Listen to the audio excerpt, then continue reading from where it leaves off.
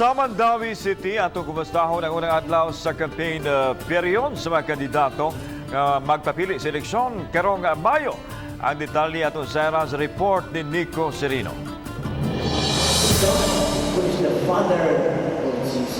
Sa National Shrine of St. Joseph mitambong sa misa ang slate sa Team Mandawi, pinanguluhan sa re-electionist nga sila si Mayor Jonas Cortez ug Vice Mayor Glenn Bersede. Human sa misa, milaho sila sa Mandawi City Public Market alang sa handshaking o fist bump activity nga maoy naandan niining panahon sa COVID-19. Malaumon ang Team Mandawi nga subli silang suportaan sa mga Mandawihanon karong Mayo 9 sama sa hitabo ni atong eleksyon 2019. Politikanong kalinaw sa dinhi sa syudad sa Mandawi, unya gitagaan ta og landslide victory ang atong pundok sa Team Mandawi.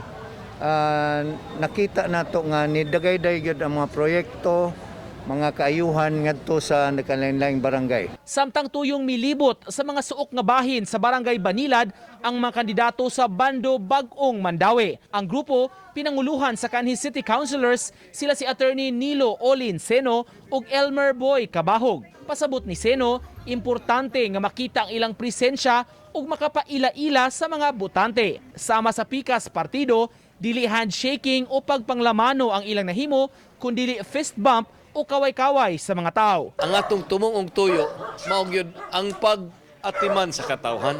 So kini atong pagsud-sud karon atong gikabot nato ang katawhan, ang gihikap nato ang mga kasing-kasing sa katawhan aron mabati gyud nila nga wa sila pasagdi. Uban ni Godfrey Relien, Nico Sereno, Balitang Bisdak.